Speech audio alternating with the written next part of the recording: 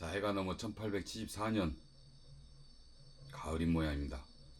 황국 단풍은 어떠한고 1874. 병우가 상두째를 넘어 종정마을에 이르렀을 때 스승 송진사의 집 앞에는 많은 인파가 모여 있었다. 인근 남녀가 모두 몰려나온 형국으로 뭔가 단단히 사달이 난 것 같았다. 인파를 뚫고 들어가 보니 대문 앞에 거적을 깔고 송진사의 맏아들이 통곡하는데 곁에는 창을 든 군졸들이 지키고 있었다. 먼저 와있던 희옥이가 그를 발견하고 스승이 귀양을 가게 됐다고 속삭였다. 그해 10월에 면함 최익현은 대원군을 비판하는 소를 올리더니 11월에는 만동묘를 복구하고 서원을 다시 세워야 한다며 다시금 대원군의 정책을 성토하였다. 그는 대원군이 하늘의 이치를 씻은 듯 없앴다면서 섭정을 폐해야 한다고 주장하였다. 대원군 쪽 사람들이 그런 최익현을 비판하자 임금은 상소가 올라온 다음날 친정을 선포함과 동시에 대원군을 비판함으로써 아들인 자신을 핍박했다며 최익현을 유배하라고 명하였다.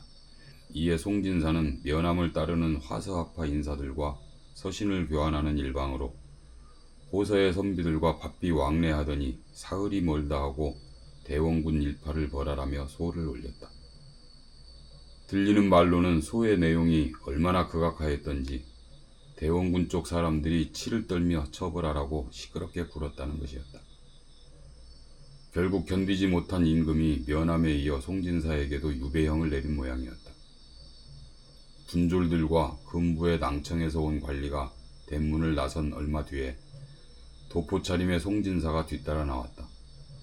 송진사는 무슨 일 있냐는 듯 고개를 빳빳이 든 채 인파를 둘러보았다.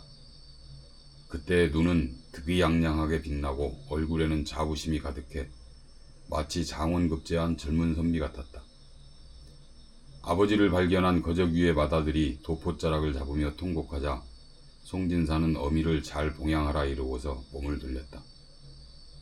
병호가 앞으로 나아가 무릎 꿇는 것을 보고 희옥이도 얼결에 꿇어앉았다. 스승님, 날이 차운데 어디로 가시나이까? 스승은 아들을 대할 때보다 한층 엄숙한 얼굴로 병호를 보았다. 병호로구나. 내 오늘 너와 한 약조를 지키지 못하게 되었으니 개탄스럽구나. 가까이 나주 자은도로 가게 되니 성상의 은총이 아니냐. 제가 동행하겠습니다. 내 놈 눈을 보아하니 유학은 은혜를 이렇게 갚는 것이냐 묻는구나. 내 대답은 이러하다. 이것은 유학이 아니라 정치에 관한 일이다.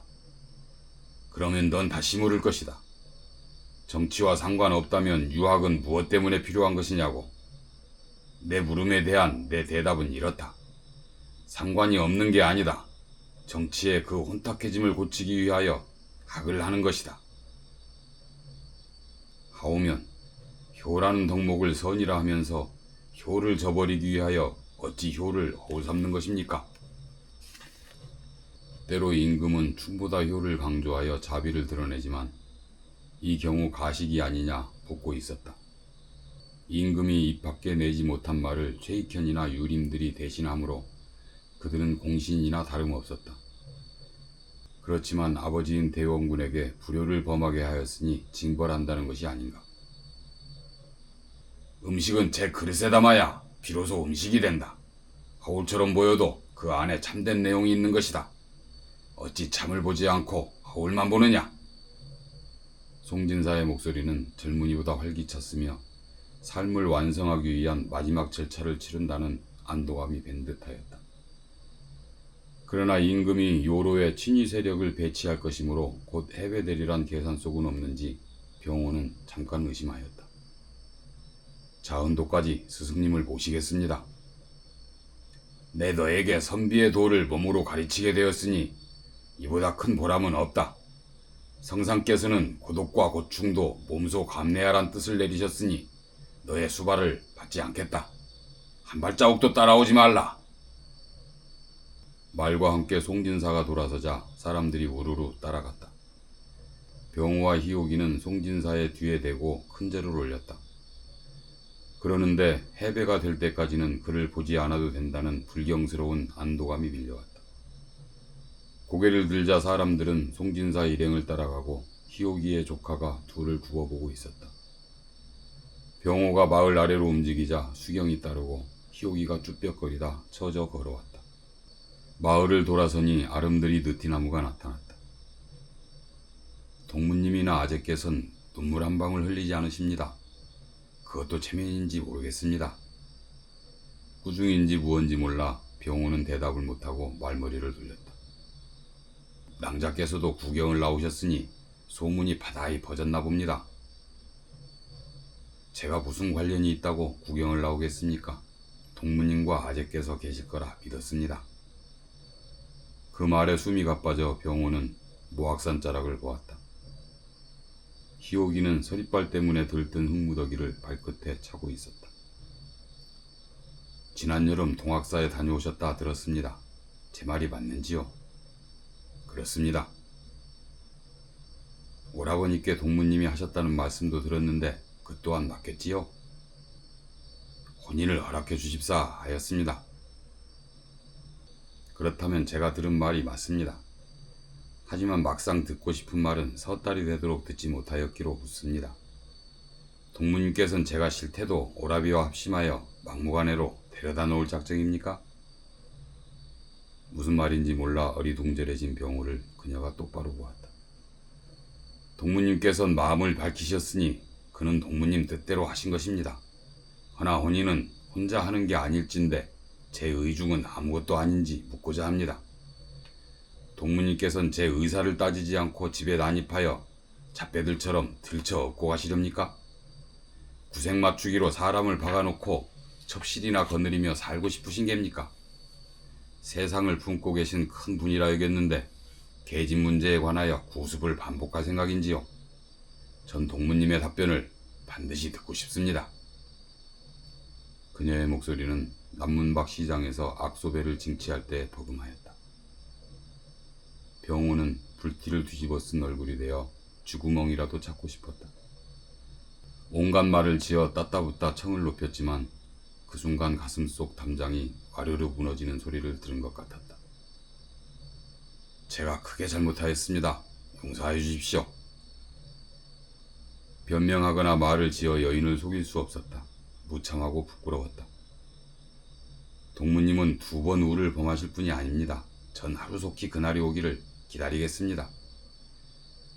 그들은 종정마을로 난 길을 걸었다. 올 때처럼 한 사람은 한 발 처지고 또 한 사람은 멀찍이 떨어져서 걸었다. 해가 바뀌어 추위가 풀리자 기창은 이사할 채비를 하라고 일렀다. 지금 실에 이사할 때처럼 아무런 언질도 없이 독단으로 행한 일이었으나 병호는 이번에도 저를 염두에 둔 결단으로 생각하였다. 황새마을 살 무렵에는 필상과 희옥이가 문제였지만 지금 실에서는 기범이까지 무리를 이루었고 그 중에서도 김기범의 집은 모이고 흩어지는 도당의 거점이었다. 게다가 송진사까지 유배를 가버려 종정마을에 드나들 연고가 더는 없이 되었으므로 산중이 경서를 읽기에도 유리하다고 느낄 법하였다. 이사하던 날 기창은 동곡마을에서 우마차를 빌려 짐바리를 싣고 돗자리를 깔아 장씨의 자리를 마련하였다. 약재를 담은 보따리가 새로 생긴 데다가 장씨는 기력이 떨어져 거동이 불편했기 때문이었다. 반면에 백구는 틈나는 대로 암컷을 찾아 씨를 뿌리더니 저도 이사하는 줄을 깨닫고 얌전히 달구지를 따라왔다. 장씨의 기력이 예전만 못한 것을 아는지 백구는 앞발을 들며 달려드는 짓을 더는 하지 않았다. 지금 실에서 나와 임실방면으로 가려면 엄제를 넘어야 하지만 순창이나 담양은 남쪽으로 구절제를 지난다. 구절제를 내려서면 순창 경계인데 중간에 얼음봉 골짜기 끝에 초가 몇 채가 들어앉아 있었으며 사람들은 그곳을 소금실이라 불렀다.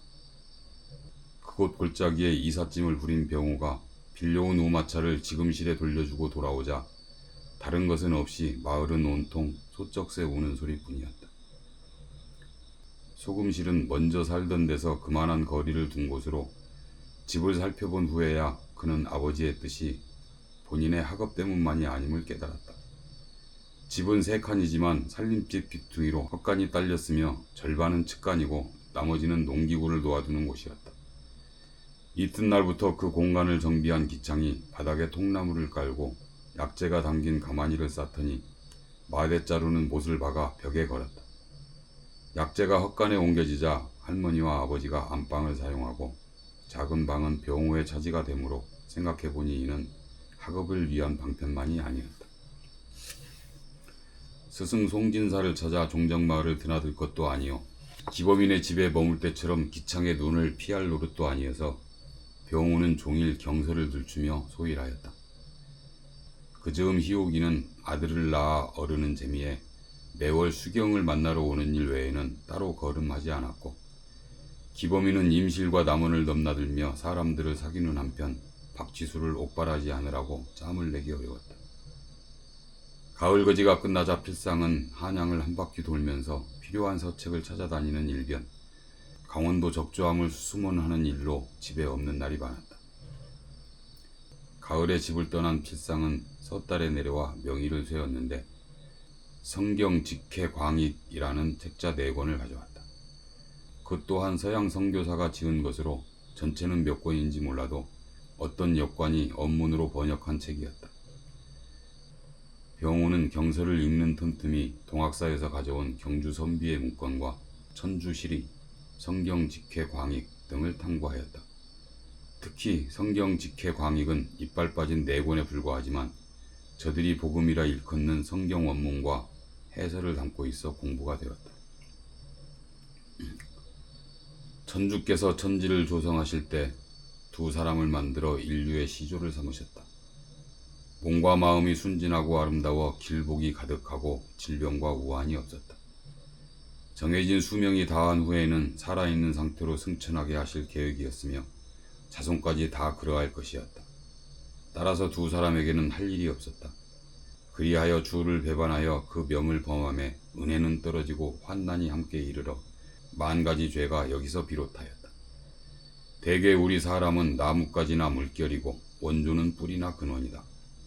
뿌리가 좀 먹고 근원이 흐려졌으니 우리가 어찌 그렇지 않겠는가. 경에 이 죄를 가리켜 원죄라 한 연고가 바로 이것이다. 그 외에 각 사람이 또 스스로 범한 죄가 있어 천주께서 미워하시는 바가 되었다. 어떻게 주의 의로운 분노를 그치게 할 수 있으며 어떻게 자기 중죄를 속량할 수 있으며 어떻게 이왕 진 빚을 갚을 수 있으며 어떻게 승천할 수 있겠는가. 천주는 참 짓궂기도 하시지. 글을 읽다 말고 병호는 배시시 웃었다. 아무 할 일도 없이 2사람만 살게 하면 당연히 무료를 견딜 수 없을 것인즉 무엇이든 재미를 궁리하게 마련인데 그랬다 하여 그토록 큰 벌을 내리다니.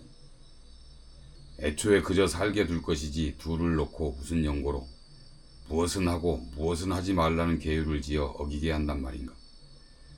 설령 잘못을 저질렀어도 죄는 그들이 지은 것이요 후대가 지은 것이 아닐진데 소급하여 원죄라 칭하면서 연조하고 있으니 천주는 쪼잔한 쫄장부임에 틀림없었다. 그렇게 보니 저 천주학은 끝없는 공포를 유포하여 거기 들도록 부추기는 학문이 아닌가. 읽을수록 의문이 커져 병호는 두었다가도 벌떡 일어나 필사한 책을 들춰보곤 하였다. 소금실로 옮긴 뒤에도 기창을 찾아 약초꾼과 신만이가 심심찮게 드나들었다. 지리산 인근 남원이며 구례에서도 오고 북으로는 덕유산 아래 금산과 진산에서도 찾아왔다. 병호는 물건을 받아주고 기창과 술잔을 나누면 수발을 들기도 하였기 때문에 찾아오는 사람들과 눈인사를 나누는 처지였다. 그날도 물건을 부리고 가는 진산의 약초꾼과 측간에서 나오다 눈이 마주쳤다. 안녕히 가십시오. 진산까지는 오늘 중에 닿지 못하지요. 고산에 동무가 있어 오며 가며 묵어가지요. 노고가 많으십니다. 사내가 손사래를 쳤다. 노고랄 게 무어요. 글 공부가 노고지. 다음 파수에 뵙시다. 진산 사내는 고개를 끄덕이며 쌀이울을 나섰다. 그때 사내의 몸에서 작은 주머니가 떨어져 주워들고 보니 주둥이 밖으로 목주가 삐어져 나왔다. 불자들도 다니고 다니는 물건이라 처음엔 별 생각이 없었지만 벽주목 사이에 박힌 십자가 형상만은 가벼이 볼 문제가 아니었다.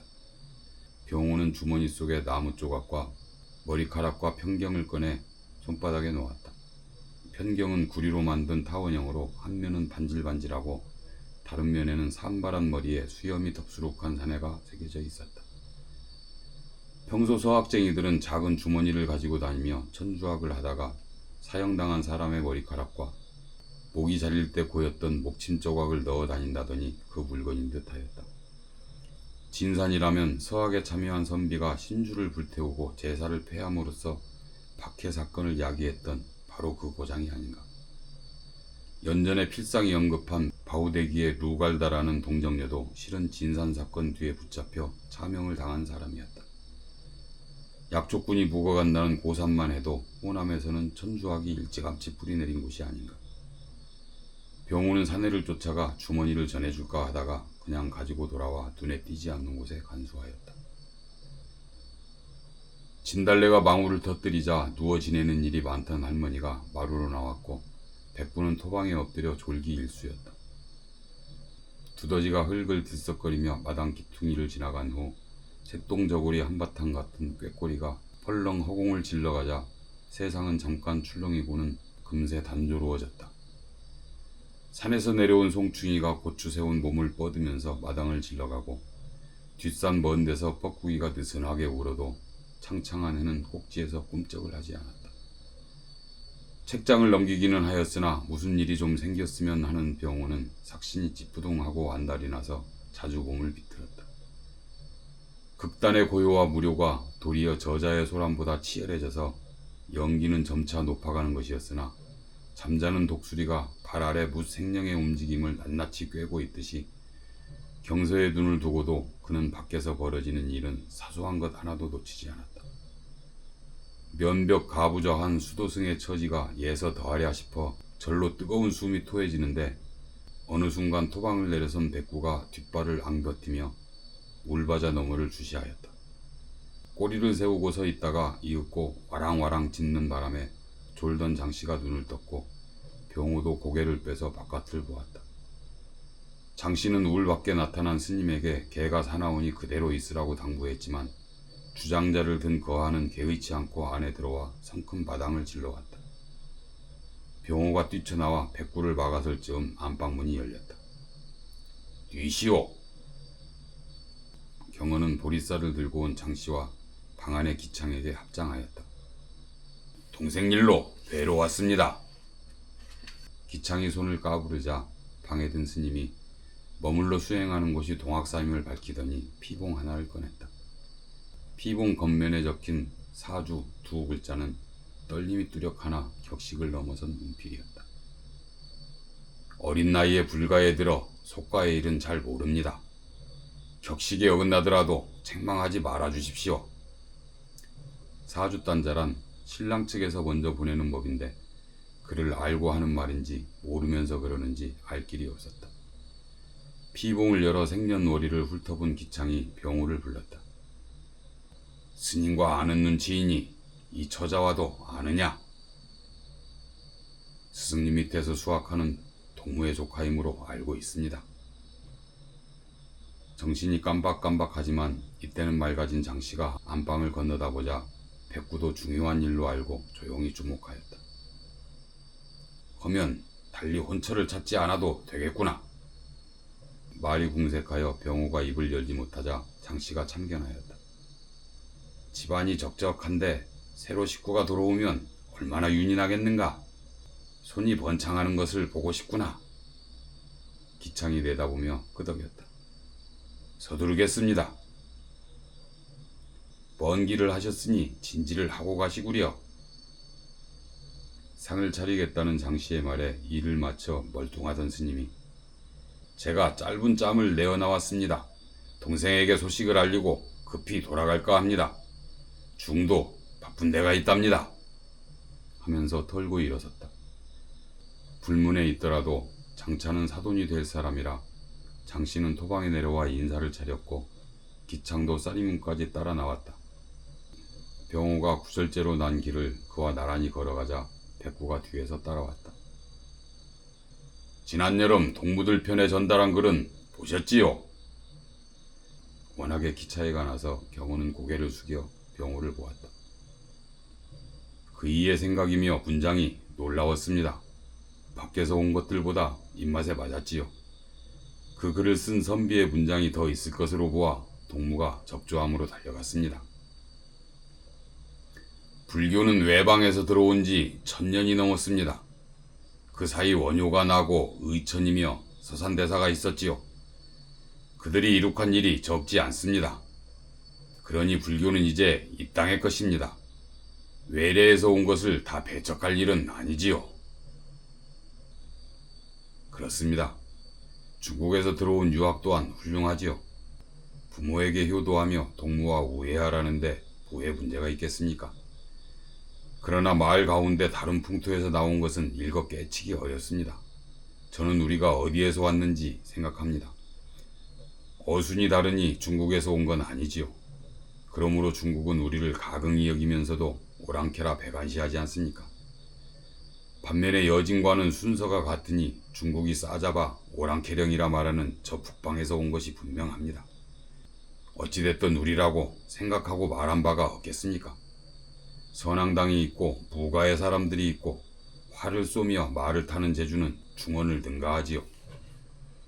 헌데 어찌하여 선인의 생각과 말은 전해지지 않는 것입니까?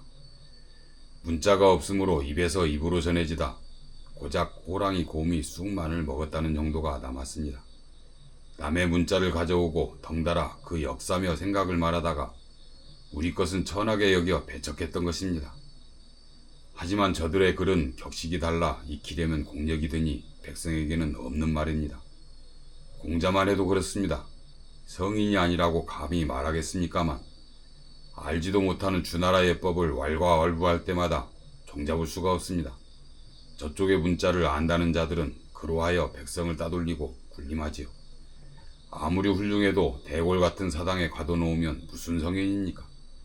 문자는 중국 것이었으나 지난번 선비의 글은 우리 생각이었습니다.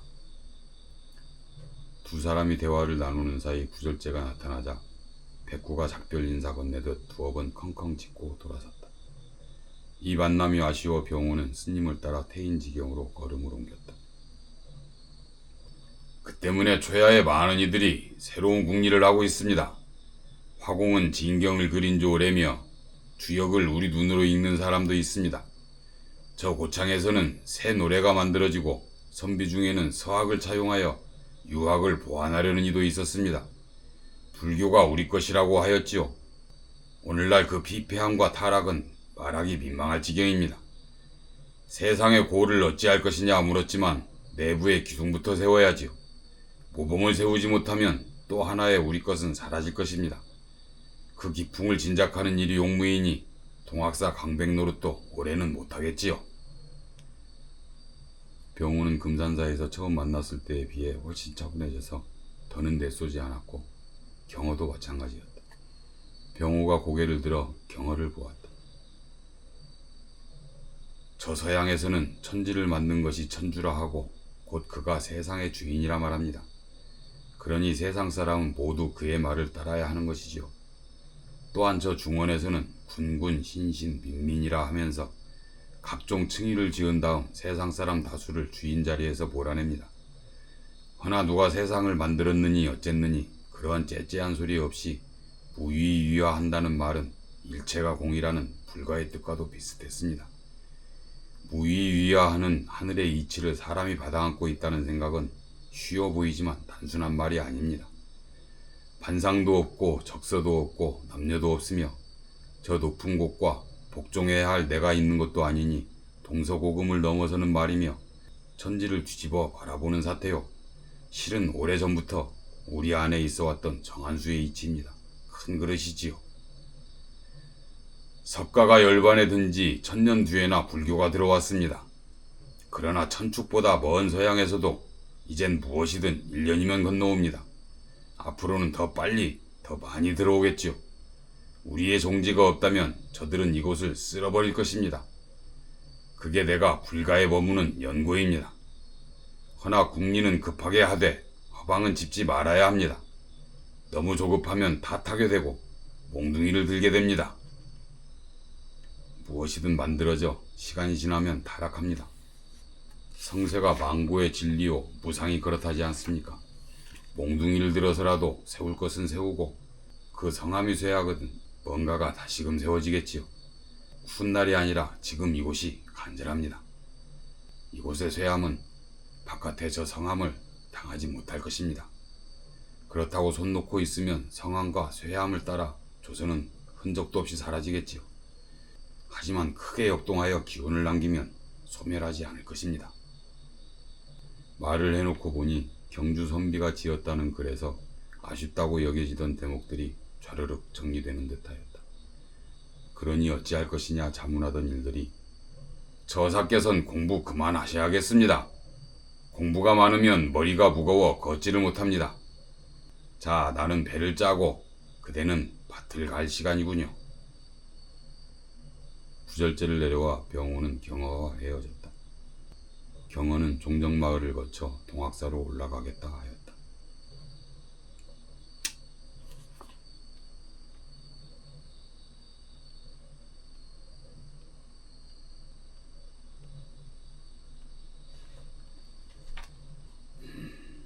녹두와 경어